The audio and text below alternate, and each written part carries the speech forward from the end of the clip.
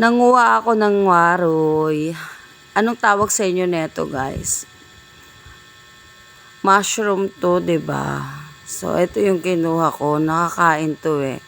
Nakukuha lang ito sa mga gedli-gedli. Pero malinis yan, guys. At nakukuha rin yan sa mga puno. Yung ibang klase naman sa puno nakukuha. Ibang klase ng mushroom. Ayan nga, ginayat-gayat ko lang yan. At simple lang ang luto neto, guys. Ang sarap na. Gagawin lang natin siyang mushroom soup. Mushroom soup lang ang kailangan dito. Hindi na kailangan haluan pa ng kung ano-ano. Maglagay lang tayo dito ng sibuyas, bawang, at bahala kayo kung anong gusto nyo ilagay. Basta ako, nilagay ko lang sibuyas, bawang, at pinakuluan ko lang sa tubig. At saka ko inulog ang mga mushroom. Ang waroy.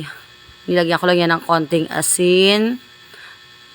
At konting betchin. Ayan. Tapos, kapag kumulo na yan, pwede na yan.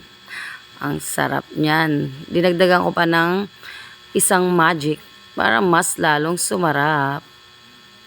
Ayan nga. Kumukulo na siya. Pwede na yan, guys. Lapang na.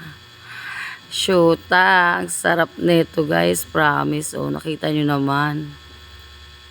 Tapos, hihigop ka ng sabaw niyan. Mainit-init pa. Nako, ang sarap. Libre na. Diba? San ka pa? Bye. Thanks for watching.